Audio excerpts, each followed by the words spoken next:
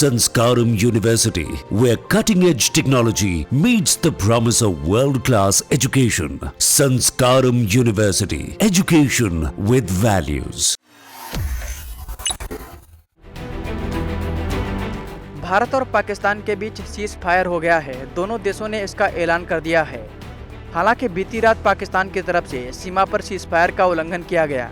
विदेश मंत्रालय के विदेश सचिव विक्रम मिस्री ने इसकी जानकारी दी। भारतीय सेना की तरफ से भी पाकिस्तान को करारा जवाब दिया गया है। इसी बीच डोनाल्ड ट्रंप का एक ऐसा बयान सामने आया है जो सोशल मीडिया पर सुर्खियां बटोर रहा है। डोनाल्ड ट्रंप ने कश्मीर को लेकर एक बड़ा बयान दिया है। ये बयान क्या है, चलिए आपको विस्तार में बताते हैं। डोनाल्ड ट्रंप ने 10 मई को शाम लगभग 5:30 पर एक पोस्ट किया था और कहा था कि भारत और पाकिस्तान सीज फायर के लिए तैयार हो गए हैं।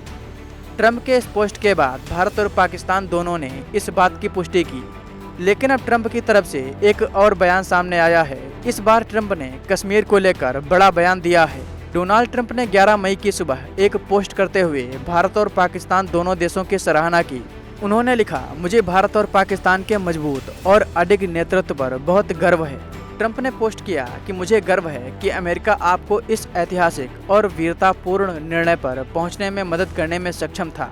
उन्होंने कहा, इसके अलावा मैं आप दोनों के साथ मिलकर यह देखने के लिए काम करूंगा कि क्या इतने सालों के बाद कश्मीर के संबंध में कोई समाधान निकाला जा सकता है। ट्रंप यही नहीं रुके। डोनाल्ड ट्रंप ने आगे कहा कि वह भारत और पाकिस्तान दोनों के साथ व्यापार बढ़ाएंगे। उन्होंने कहा कि मैं भारत और पाकिस्तान के साथ मिलकर काम करूंगा ताकि यह देखा जा सके कि 1000 सालों के बाद कश्मीर के संबंध में कोई समाधान निकाला जा सकता है या नहीं। हालांकि ट्रंप के इस बयान में 1000 सालों का अर्थ किसी को समझ नहीं आया, क्योंकि भारत और पाकिस्तान के बीच कश्मीर का विवाद 1947 के बाद से शुरू हुआ है। डोनाल्ड ट्रंप द्वारा कश्मीर पर दिए गए इस बयान को लेकर फॉरेन एक्सपर्ट ने क्या कहा है, आइए आपको सुनवाते हैं। अच्छा, जहाँ तक प्रेसिडेंट ट्रंप का सवाल है, उनका अपने पहली टर्म में भी उन्होंने अपनी मीडिएशन की ऑफर की थी और उस टाइम प्रधानमंत्री मोदी जी ने कहा था कि देखो, हम दोनों मेच्योर कंट्रीज हैं, हम आपस में मसला सुलझा सकते हैं, तो हम हमारे दोस्तों की जरूरत नहीं है। और हमने मीडिएशन मांगी है और ना ही हम मीडिएशन, फिलहाल तो हमारा यही रिकॉर्ड रहा है कि मीडिएशन नहीं एक्सेप्ट करते किसी थर्ड कंट्री की।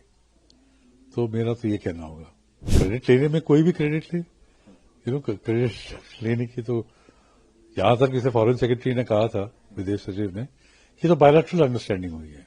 हाँ, हो सकता है कि जो दोस्त ममालिक हो उन्होंने दोनों को पास में किया हो, मगर अंडरस्टैंडिंग बायलैटरल इंडिया पाकिस्तान के बीच में है। पाकिस्तान पे तो बिल्कुल ही विश्वास नहीं किया जा सकता, क्योंकि आज जैसे मैंने कहा 2 घंटे में उन्होंने उल्लंघन कर दिया।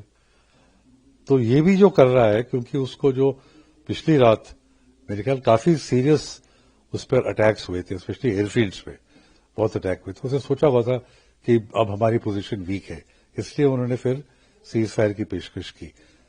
तो इंटरम में वो रिपेयर करने की कोशिश करेगा और फिर जैसे ही रिपेयर जो भी उसने करना है वो हो जाएगा, वो फिर इसका उल्लंघन करेगा। वो नहीं, वो कंटिन्यू करेगा, क्योंकि वो मानने वाला नहीं है।